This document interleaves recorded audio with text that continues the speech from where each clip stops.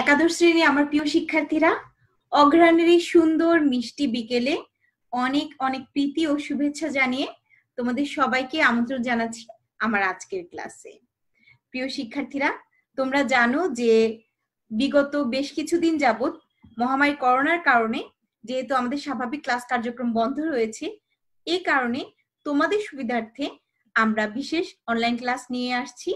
তারই ধারাবাহিকতায় তোমাদের সবাইকে স্বাগত জানাচ্ছি আমার আজকের ক্লাসে। 2020-21 শিক্ষাবর্ষের মানবিক শাখার শিক্ষার্থীদের জন্য আমার আজকের এই ক্লাস। তোমাদের সাথে আজ আমি কথা বলবো যুক্তিবিদ্যা প্রথম পত্র নিয়ে, আর বিষয় শিক্ষিকা হিসাবে তোমাদের সাথে রয়েছি আমি জিনান বিনতে জামান, সহকারী অধ্যাপক দর্শন বিভাগ, ঢাকা কলেজ, ঢাকা। প্রিয় শিক্ষার্থীরা, তোমরা জানো যুক্তিবিদ্যা বিষয়টি তোমাদের জন্য অপেক্ষাকৃত নতুন একটি বিষয়, কেননা এই বিষয় সম্বন্ধে তোমাদের বিগত 10 বছরের স্কুল জীবনে তোমরা পড়োনি। তারপরেও যুক্তি শব্দটির সাথে যেহেতু আমাদের পরিচিতি রয়েছে, এই ভিত্তিতেই কিন্তু আমরা যুক্তিবিদ্যা কথাটি কম বেশি সবসময় শুনে এসেছি। আসলে যুক্তিবিদ্যা কি, যুক্তিবিদ্যা প্রকৃতি বা কেমন, এর কাজটা কি, এই নিয়েই আমাদের প্রথম অধ্যায়ের আলোচনা আমরা শেষ করেছিলাম। প্রথম অধ্যায় শেষে আমরা এখন আছি যুক্তিবিদ্যার প্রথম পত্রের দ্বিতীয় অধ্যায়টিতে, যেখানে আমরা জ্ঞানের বিভিন্ন শাখার সাথে যুক্তিবিদ্যার সম্বন্ধটি দেখেছি এবং সেই সম্বন্ধের সূত্র ধরেই আমাদের আজকের ক্লাস। তবে আজকের ক্লাস শুরু করার পূর্বে চলো আমরা গত ক্লাসের আলোচনা সম্বন্ধে কিছুটা জেনে নেওয়ার চেষ্টা করি। প্রিয় শিক্ষার্থীরা, আমাদের গত দিনের আলোচ্য বিষয় ছিল যুক্তিবিদ্যা ও শিক্ষা। খুব স্বাভাবিকভাবেই আমরা জানি শিক্ষা একটি বিস্তৃত ধারণা, জ্ঞানের একটি প্রাতিষ্ঠানিক রূপ হচ্ছে শিক্ষা। আর এই শিক্ষার সাথে যুক্তিবিদ্যার সম্পর্ক কতটুকু, আদৌ কোনো সম্পর্ক আছে কিনা, সেটি আমরা গত ক্লাসে দেখার চেষ্টা করেছিলাম। সেখানে আমরা দেখেছিলাম যুক্তিবিদ্যা জ্ঞানের একটি বিশেষ শাখা হিসাবে সার্বিক জ্ঞানমূলক আলোচনা শিক্ষাকে বিভিন্নভাবে প্রভাবিত করছে, একইভাবে শিক্ষা ও যুক্তিবিদ্যাকে প্রভাবিত করছে, যে কারণে আমরা শুদ্ধ চিন্তার মাধ্যমে সত্যতা অর্জনের পথে অগ্রসর হতে পারছি। যুক্তিবিদ্যা এবং শিক্ষার মধ্যে কিছু সাদৃশ্য এবং বৈসাদৃশ্য তাও আমরা লক্ষ্য করেছিলাম। সাদৃশ্যগত দিক থেকে আমরা দেখেছিলাম যুক্তিবিদ্যা এবং শিক্ষা উভয়ই আমাদের জ্ঞান অর্জনের জন্য পাথেয় হিসাবে কাজ করে, আলোকবর্তিকা হিসেবে কাজ করে। শিক্ষা এবং যুক্তিহীন মানুষ কোনো প্রকৃত মানুষের জীবনযাপন থেকে বঞ্চিত হয়ে থাকে। এছাড়াও আমরা দেখেছিলাম যুক্তিবিদ্যার সাথে শিক্ষার পার্থক্য বা বৈসাদৃশ্যগুলো। সেখানে আমরা দেখেছিলাম যুক্তিবিদ্যা হচ্ছে এক ধরনের বিশেষ জ্ঞান, যার পরিসর শিক্ষার চেয়ে অপেক্ষাকৃত ছোট, কেননা শিক্ষা হচ্ছে সার্বিক একটি আলোচনা। তো চলো যুক্তিবিদ্যা এবং শিক্ষার এই আলোচনা থেকে আমরা আজকের আলোচ্য বিষয়ের দিকে একটু দৃষ্টিপাত করার চেষ্টা করি। প্রিয় শিক্ষার্থীরা, আজকে আমরা যে বিষয়টি নিয়ে আলোচনা করব সেটি তোমাদের দ্বিতীয় অধ্যায়ের সর্বশেষ আলোচ্য বিষয়, এবং এই আলোচনায় আমাদের অন্তর্ভুক্ত করা হয়েছে বাস্তব জীবনে যুক্তিবিদ্যার প্রয়োগ বা লজিক ইন প্র্যাকটিক্যাল লাইফ।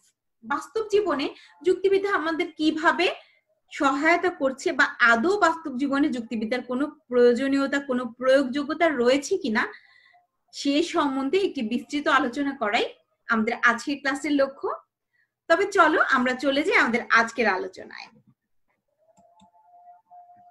প্রিয় শিক্ষার্থীরা, বাস্তব জীবনে যুক্তিবিদ্যার প্রয়োজনীয়তা আদৌ রয়েছে কিনা বা থেকে থাকলেও তা কতটুকু, সেই বিষয়টিকে আমরা দুভাগে ব্যাখ্যা করতে পারি, বা দু ধরনের মতবাদ আমরা এ সম্পর্কে পেয়ে থাকি। প্রথমত, সমালোচকদের দৃষ্টিভঙ্গিতে বাস্তব জীবনে যুক্তিবিদ্যার প্রয়োগযোগ্যতা নিয়ে কিছু প্রশ্ন রয়েছে। দ্বিতীয়ত, বিশ্লেষণী দৃষ্টিতে আমরা যুক্তিবিদ্যার সার্বিক যে ব্যবহারযোগ্যতা, যে উপযোগিতা, যে প্রয়োজনীয়তা আমাদের জীবনে রয়েছে সেদিকে আলোকপাত করব। তবে চলো প্রথমে আমরা সমালোচকদের দৃষ্টিভঙ্গিতে যুক্তিবিদ্যার প্রয়োজনীয়তাগুলো একটু জেনে নেওয়ার চেষ্টা করি। শিক্ষার্থীরা, তোমরা স্ক্রিনে দেখতে পাচ্ছ যুক্তিবিদ্যার প্রয়োজনীয়তা নিয়ে মূলত সমালোচকদের মধ্যে দুই ধরনের চিন্তা বা দুই ধরনের মত দেখা যায়, বা আরো যদি সুনির্দিষ্টভাবে বলি, যুক্তিবিদ্যার সমালোচকগণ যুক্তিবিদ্যার উপযোগিতাকে দুইটি অভিযোগে অভিযুক্ত করে থাকেন। প্রথমত তারা বলে থাকেন যুক্তিবিদ্যা আমাদের যুক্তি প্রণয়ন করতে শেখায় না। দ্বিতীয়ত সমালোচকরা এই বলে অভিযোগ করে থাকেন যে যুক্তিবিদ্যা পাঠ না করেও লোকে সঠিকভাবে যুক্তিতর্ক করতে পারে, সেক্ষেত্রে যুক্তিবিদ্যা পাঠের আদৌ কোনো প্রয়োজনীয়তা নেই। তবে চলো সমালোচকদের এই মতগুলো আমরা একটু বিশ্লেষণ করার চেষ্টা করি এবং এদের জবাব দেওয়ার একটা প্রচেষ্টা লক্ষ্য করি। প্রথম অভিযোগ যেটি ছিল যে যুক্তিবিদ্যা আমাদের যুক্তি প্রণয়ন করতে শেখায় না, তার অভিযোগের জবাবটি আমরা এভাবে দিতে পারি, মানুষ প্রকৃতিগতভাবেই চিন্তা করতে বা যুক্তি দিতে শেখে, তবে মানুষের এই স্বাভাবিক যুক্তি শক্তির সুশৃঙ্খল করার জন্য এবং ভুলগুলো এড়াবার জন্য যুক্তিবিদ্যার জ্ঞানের প্রয়োজন রয়েছে। ওই যে বললাম যুক্তিবিদ্যা আমাদেরকে যুক্তি প্রণয়ন করতে শেখায় না, আসলেই তাই। আমরা মানুষ হিসাবে চিন্তাশীল প্রাণী। মানুষের মধ্যে একটি বিশেষ গুণাবলী হিসাবে রয়েছে বুদ্ধিবৃত্তি। এই বুদ্ধিবৃত্তির বলেই আমরা কিন্তু বৌদ্ধিক চিন্তাগুলো করতে পারছি। জন্মের পর থেকে একজন শিশু বেড়ে ওঠে, ধীরে ধীরে যখন মানুষ হওয়ার পর্যায়গুলো অতিক্রম করতে থাকে তখনই কিন্তু তার চিন্তা বিকশিত হয়। চিন্তার এই ক্ষমতাটি তার স্ব-উপার্জিত। পরিবেশ পরিস্থিতিতে জন্মগত বুদ্ধিকে কাজে লাগিয়ে মানুষ চিন্তা করতে পারে, চিন্তা করতে শেখে। সেক্ষেত্রে কিন্তু তাকে আলাদা করে চিন্তা করতে শেখাতে হয় না, তাকে যুক্তি দিতে শেখাতে হয় না, এ কথাটি ঠিক। কিন্তু আমরা যে চিন্তাগুলি করি তা কি সবসময় সঠিক হয়? তা কিন্তু হয় না। আমাদের এই চিন্তাগুলো যেন সঠিক হয় সেই লক্ষ্যকে অর্জন করাই যুক্তিবিদ্যার মূল উদ্দেশ্য। অর্থাৎ যুক্তিবিদ্যা চায় আমাদের চিন্তায় যেন আমরা ভুলগুলোকে এড়াতে পারি এবং সঠিক সত্যটিকে অর্জন করতে পারি। সেজন্য যুক্তিবিদ্যা আমাদের কিছু নিয়ম কানুন সরবরাহ করে, কিছু সূত্র সম্বন্ধে ধারণা দিয়ে থাকে। এই নিয়ম কানুনগুলো অনুসরণ করার মাধ্যমেই আমরা আমাদের চিন্তার ভুলগুলো এড়াতে পারি এবং সঠিকভাবে চিন্তা করতে পারি, এবং এভাবেই আমরা পৌঁছে যাই আমাদের কাঙ্ক্ষিত লক্ষ্যে। আমরা আমাদের যুক্তিতর্কগুলোকে আরো বেশি শুদ্ধ করতে পারি। একটি উদাহরণ দিয়ে তোমাদেরকে বিষয়টি বোঝানোর চেষ্টা করি। একজন সুস্থ স্বাভাবিক মানব শিশু সাধারণত 1 বছর বা তার চেয়েও কম বয়সের সময় কিন্তু হাঁটতে শিখে যায়। ধীরে ধীরে সে হাঁটতে শিখে প্রাকৃতিক ভাবেই, যদি তার শারীরিক সুস্থতা অক্ষুণ্ণ থাকে। তারপরেও সেই শিশুটি যখন পরিণত বয়সে একজন যুবক বয়সে কোনো যুদ্ধে যায় কিংবা সামরিক বাহিনীতে যোগদান করে, তখন কিন্তু তাকে আবার নতুন করে হাঁটা শেখানো হয়। সেটি কেন? তার কি আদৌ কোনো প্রয়োজন রয়েছে? হ্যাঁ, প্রয়োজন রয়েছে। কারণ আমরা যেভাবে হাঁটি যুদ্ধের ময়দানে কিংবা একটি সুশৃঙ্খল বাহিনীর অংশ হিসাবে আমরা সেভাবে হাঁটতে পারি না। আমাদের হাঁটার একটি সুশৃঙ্খলতা, একটি নিয়মের মধ্য দিয়ে চলতে হয়।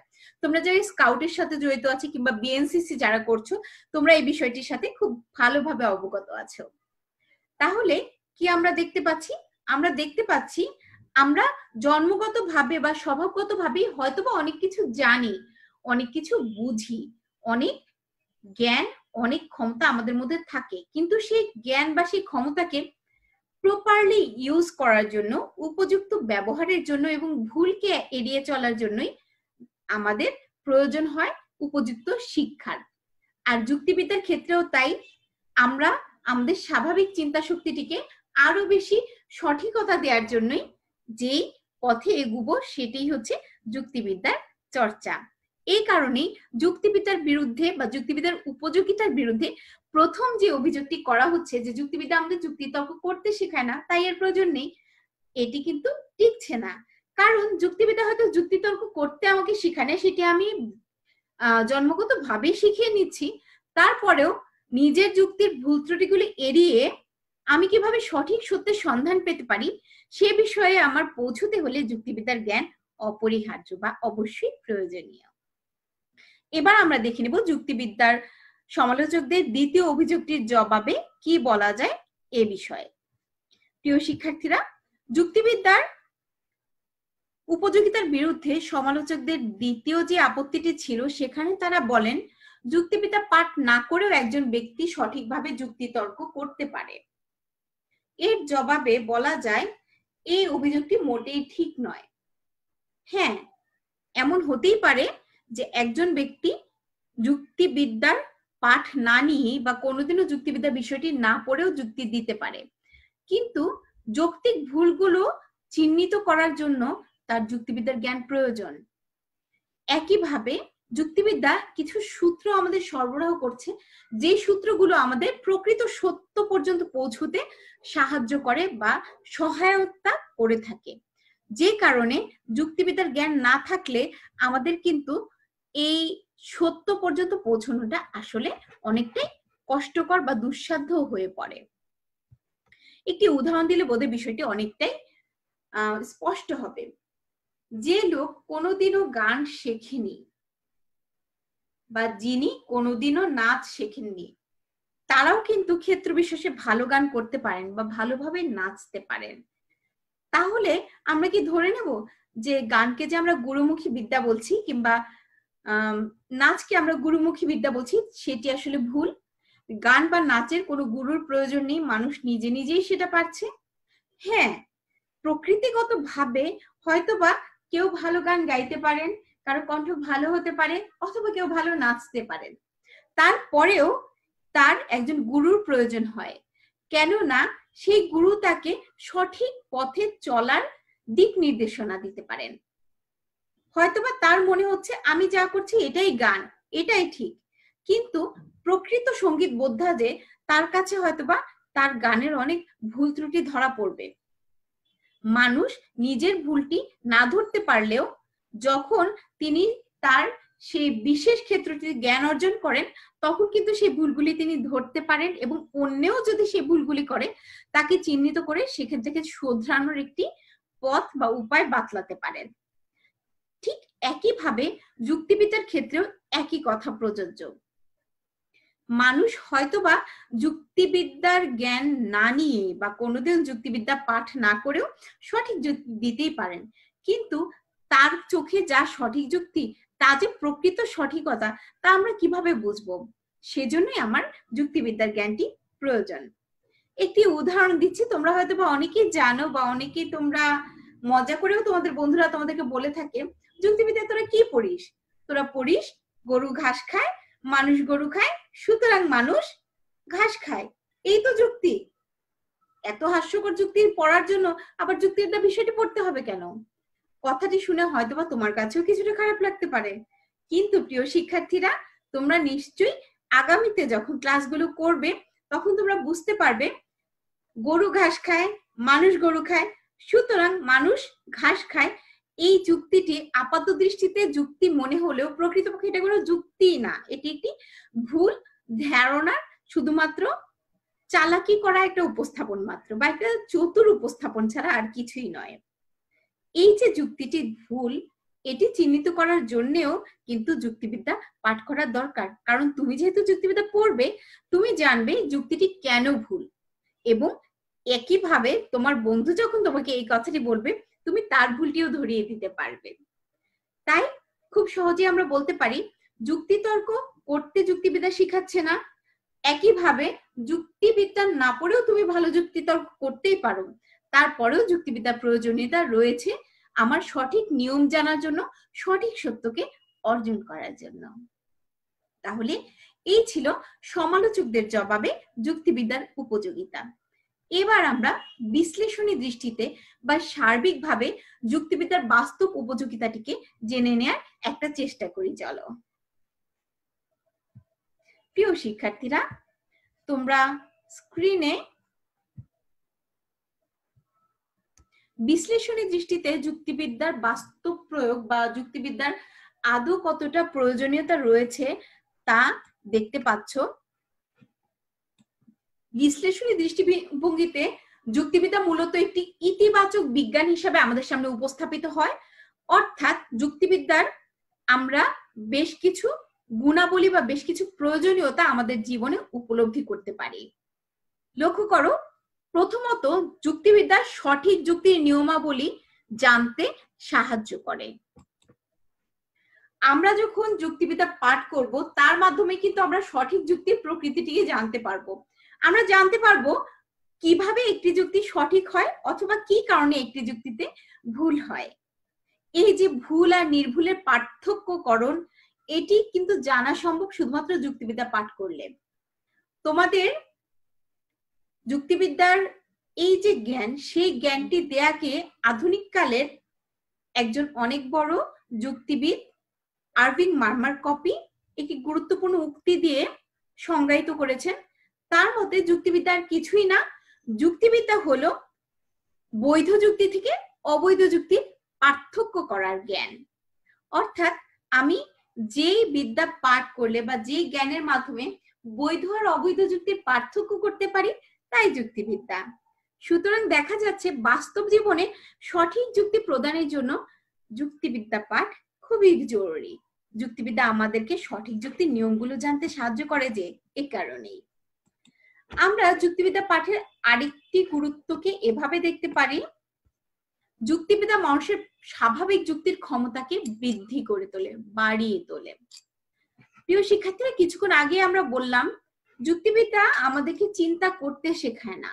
চিন্তা বা অনুমান আমরা আমাদের বাস্তব জীবনে যখন জন্মগ্রহণ করি তখনই কিন্তু জন্মগতভাবে উত্তরাধিকার সূত্রে মানুষ হিসাবে সেটি পেয়ে থাকি। আমরা চিন্তা করতে পারি, আমরা অনুমান করতে পারি, আমরা আমাদের বিশ্লেষণী ক্ষমতাকে, মানসিক ক্ষমতাকে কাজে লাগাতে পারি।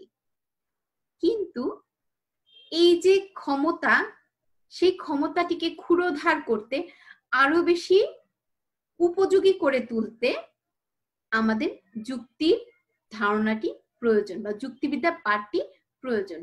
মনে করো তোমার বাড়িতে বহুদিনের পুরাতন একটি দা বা বটি আছে যা লোহার তৈরি। এই দা বা বটিটি তুমি ব্যবহার না করে অনেকদিন যাবত রেখে দিলে। রেখে দেওয়ার ফলে একটা সময় তুমি লক্ষ্য করবে তাতে কিন্তু জং ধরে যাবে। এই যে জং ধরে গিয়ে জিনিসটা অকেজো হয়ে গেল, এর কারণ কি? তুমি এর ব্যবহার করনি। ঠিক তেমনি ভাবে আমার মধ্যে হয়তোবা চিন্তা শক্তি বা যুক্তি ক্ষমতাটি জন্মগত ভাবে সুপ্ত থাকে, তারপরেও আমি যদি একে সঠিকভাবে ব্যবহার না করি তাহলে কিন্তু একটা সময় সেই যুক্তি বা বুদ্ধিতেও জং ধরে যাবে, সেটি অকেজো হয়ে যাবে। আর এই অকেজো হওয়ার হাত থেকে রক্ষা করে কে? যুক্তিবিদ্যা। এই কারণে যুক্তিবিদ্যার পাঠ আমাদের যুক্তিবোধকে শানিত করে, আমাদের যুক্তিবোধকে জাগিয়ে তোলে, বৃদ্ধি করতে সহায়তা করে। যুক্তিবিদ্যার আরো একটি প্রয়োজনীয় দিক যদি আমরা লক্ষ্য করি, সেখানে আমরা দেখতে পাবো যুক্তিবিদ্যা পাঠে আমাদের মন কুসংস্কার মুক্ত হয়। যুক্তিবিদ্যা এমন একটি জ্ঞান, প্রিয় শিক্ষার্থীরা, যে মনে যুক্তির আলো আছে সেই মন কিন্তু কুসংস্কারের অন্ধকারে কখনো ঢাকা থাকতে পারে না।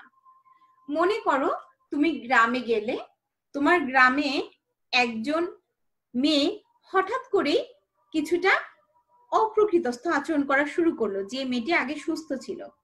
তখন অনেকেই হয়তোবা তাকে জিনে ধরেছে, ভূতে ধরেছে, এই ধরনের কথা বলে ওঝার কাছে নিতে চাইবে। কিন্তু যেহেতু তুমি যুক্তিবিদ্যা পাঠ করেছো, তোমার মন যুক্তির আলোয় আলোকিত, তুমি বুঝবে যে মেয়েটি হয়তো কোনো মানসিক সমস্যায় আক্রান্ত হয়েছে। কেননা যৌক্তিকভাবে ভূতের কোনো বা অশরীর কোনো অস্তিত্ব পাওয়া যায় না, জানা যায় না। এই যে তুমি কুসংস্কার মুক্ত একটি ধারণার দিকে ধাবিত হতে পারলে এবং সমাজের কুসংস্কারকে ধরিয়ে দিতে পারলে, মানুষের কাছে ভুলগুলোকে চিহ্নিত করতে পারলে, এর কারণ কি? এর কারণ হচ্ছে তোমার হৃদয় যুক্তির আলোয় আলোকিত। যুক্তিবিদ্যা পাঠ তোমার মনকে বুদ্ধির দিকে নিয়ে গেছে, তোমার মনকে কুসংস্কার মুক্ত করেছে। তাই যুক্তিবিদ্যা পাঠের প্রয়োজনীয়তা অবশ্যই বাস্তব জীবনে রয়েছে, যাকে অস্বীকার করার কোনো রকম ক্ষেত্রই কিন্তু আমরা খুঁজে পাই না। এরপর যুক্তিবিদ্যা পাঠের আরো একটি জরুরি দিক আমরা যদি জানতে চাই, তখন আমরা দেখতে পারবো যুক্তিবিদ্যার অনুশীলন আমাদের মনকে নিয়মানুবর্তী করে তোলে। প্রিয় শিক্ষার্থীরা, কার্ভে ত্রিট বলে একজন যুক্তিবিদ আছেন, যিনি বলেছেন মানুষের সবচেয়ে গুরুত্বপূর্ণ বিষয় হচ্ছে মানুষের মন। মানুষের মন যদি বিক্ষিপ্ত থাকে, বিশৃঙ্খলায় থাকে, সেক্ষেত্রে কিন্তু মনের মধ্যে স্বাভাবিক চিন্তন ক্ষমতার বিলোপ ঘটে। অর্থাৎ মানুষ স্বাভাবিক বা বুদ্ধি সঞ্জাত যে চিন্তাগুলো সেগুলো করতে পারে না, মানুষ পিছিয়ে পড়ে, অগ্রগতির পথে মানুষ অনেকটাই পশ্চাৎপদ হয়ে পড়ে। এই কারণে যুক্তিবিদ্যার পাঠ আমাদের মনকে একটি নিয়মের মধ্যে নিয়ে আসে, আমাদের মনকে নিয়মানুবর্তী করে। আমরা যুক্তিবিদ্যা পাঠের মাধ্যমে যুক্তির যে নিয়মগুলো জানতে পারি, সেই নিয়মগুলো যখন আমরা অনুশীলন করব, তার ভিত্তিতে কিন্তু আমরা আমাদের মনকে নিয়ন্ত্রণ করতে পারবো, নিয়মানুবর্তী করতে পারবো এবং সঠিক চিন্তাটি পর্যন্ত পৌঁছতে পারবো। এরপর আরো একটি বিষয় বলা হয়ে থাকে, সেটি হচ্ছে যুক্তিবিদ্যা এক ধরনের মানসিক ব্যায়াম বা এক প্রকার মার্জিত মানসিক ব্যায়াম হচ্ছে যুক্তিবিদ্যা। প্রিয় শিক্ষার্থীরা, আমরা বলে থাকি সুস্থ দেহের জন্য ব্যায়াম অপরিহার্য, তাই নয় কি? আমরা সুস্থ থাকতে চাই, আমরা ভালো থাকতে চাই। দৈহিকভাবে ভালো থাকার জন্য যেমন শরীর চর্চার প্রয়োজন, ঠিক তেমনি ভাবে মানসিক ভাবেও ভালো থাকার জন্য মানসিক ব্যায়ামের প্রয়োজন।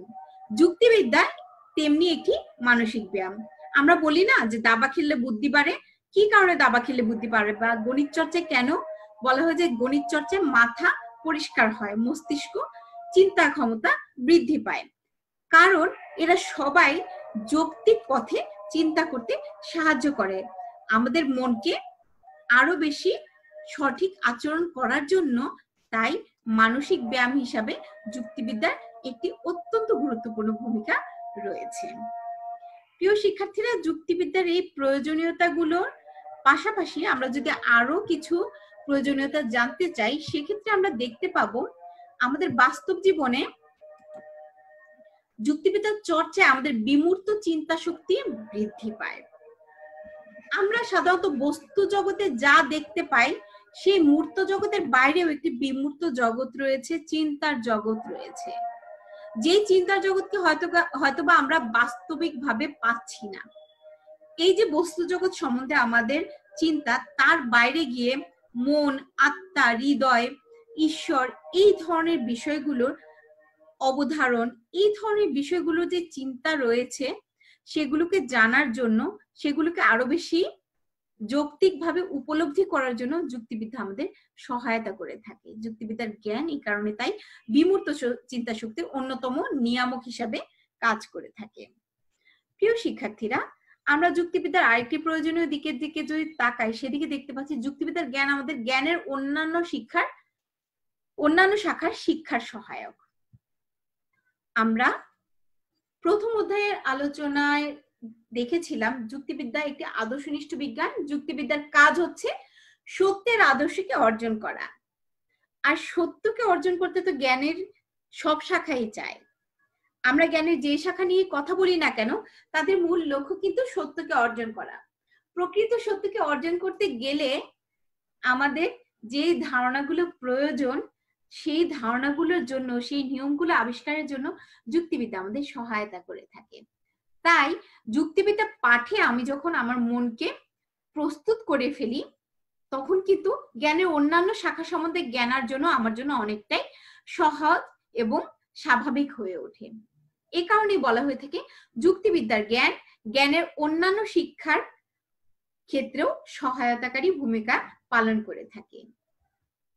যুক্তিবিদ্যার আরো একটি বাস্তবিক প্রয়োজনীয়তা আমাদের সামনে উঠে আসে যখন আমরা যুক্তিবিদ্যাকে দেখতে পাই। যুক্তিবিদ্যা পাঠে আমাদের যুক্তিকে অন্যের কাছে গ্রহণযোগ্য করে তুলতে পারি। যুক্তিবিদ্যা যে শুধু আমার মনকে আলোকিত করছে তাই নয়, যুক্তিবিদ্যা কিন্তু আমাকে সাহায্য করছে অন্যকে প্রভাবিত করার ক্ষেত্রেও। একজন মানুষ যখন যুক্তির আলোয় আলোকিত হন, তিনি কিন্তু তার মনোভাবটিকে অপরের কাছে ঠিক তেমনি ভাবে যৌক্তিকভাবে উপস্থাপন করতে সমর্থ হন, যার ফলে তার কথাটি অনেক বেশি গ্রহণযোগ্য হয়ে ওঠে। ধরো কোন একটি বিষয়ে ব্যাখ্যায় কেউ যদি একটা মন গড়া ব্যাখ্যা দেয় আর তুমি যদি সেই বিষয়টি একটা যৌক্তিক ব্যাখ্যা দাও, স্বাভাবিকভাবে তোমার মতটি অনেক বেশি গ্রহণযোগ্য হবে এবং মানুষ তোমার কথাটি শুনতেই বেশি আগ্রহ বোধ করবে। এই কারণটি বা এই পার্থক্যটি গড়ে দিচ্ছে যুক্তিবিদ্যার জ্ঞান। তাই বলা হয় যুক্তিবিদ্যার জ্ঞান শুধু যে আমাকে আলোকিত করছে তাই নয়, অন্যের মনকে আলোকিত করতে, অন্যের মনকে প্রভাবিত করতেও আমাকে সাহায্য করে থাকছে। এই ছিল যুক্তিবিদ্যার আরো একটি গুরুত্বপূর্ণ আলোচ্য দিক বা যুক্তিবিদ্যার আরো একটি গুরুত্বপূর্ণ উপযোগিতা। যুক্তিবিদ্যার একটি বিশেষ গুরুত্বপূর্ণ প্রয়োজনীয়তা আমরা যদি চিহ্নিত করতে চাই, সেখানে দেখা যায় সংজ্ঞা, বিভাগ, শ্রেণীকরণ ইত্যাদির জ্ঞানদানের মধ্য দিয়ে যুক্তিবিদ্যা আমাদের বিজ্ঞান চর্চাকে সহায়তা করে থাকে। যুক্তিবিদ্যার আগামী অধ্যায়গুলোতে তোমরা যখন পড়বে তখন তোমরা দেখবে যুক্তিবিদ্যার আলোচ্য বিষয় অন্তর্ভুক্ত হচ্ছে সংজ্ঞাকরণ, যুক্তিবিদ্যার আলোচ্য বিষয় হচ্ছে শ্রেণীকরণ, যুক্তিবিদ্যার আলোচ্য বিষয় হচ্ছে ব্যাখ্যাকরণ বা বিশ্লেষণ। এই যে যৌক্তিকভাবে আমরা কিভাবে কোনো কিছু সংজ্ঞা দিব, কিভাবে শ্রেণীকরণ বা শ্রেণী বিভাজন করব, কিভাবে আমরা প্রকৃত বিষয়টির ব্যাখ্যা দান করব, সেগুলো জানতে হলে যুক্তিবিদ্যার জ্ঞান কিন্তু অপরিহার্য। আর বিজ্ঞানও তাই করে। বিজ্ঞান কি করছে? কোনো কিছুর সংজ্ঞা দেয়, কখনো কোনো কিছুর শ্রেণীকরণ করছে, আবার কখনো বা কোনো কিছুর যৌক্তিক বা বৌদ্ধিক ব্যাখ্যা দেওয়ার চেষ্টা করছে। এসব দিকে লক্ষ্য রেখে যুক্তিবিদ্যা কিন্তু বিজ্ঞানের অত্যন্ত অগ্রবর্তী একটি ভূমিকা পালন করছে, যার ফলে আমরা যুক্তিবিদ্যা জ্ঞান অর্জন করে বিজ্ঞানের জ্ঞান অর্জনের পথটিকে আরো বেশি সুগম করে তুলতে পারি। সবশেষ বলা হয়ে থাকে যুক্তিবিদ্যা একটি ঐতিহ্যবাহী প্রাচীন জ্ঞান। তোমরা জানো যে যুক্তিবিদ্যার জন্ম হয়েছে প্রাচীন গ্রিসে। প্রথাগতভাবে ধরা হয়ে থাকে যে অ্যারিস্টটল হচ্ছেন যুক্তিবিদ্যার জনক। তাই প্রাচীন এবং ঐতিহ্যবাহী জ্ঞানের শাখা হিসেবে যুক্তিবিদ্যা পাঠে উত্তম সহচর্য পাওয়া যায়।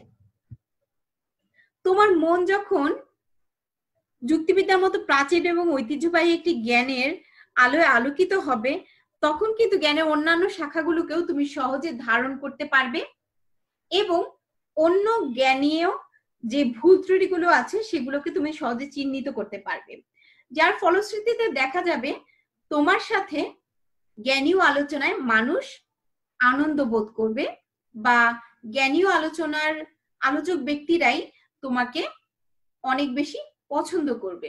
একইভাবে তুমিও তাদের জ্ঞান দ্বারা ঋদ্ধ হতে পারবে, সমৃদ্ধ হতে পারবে।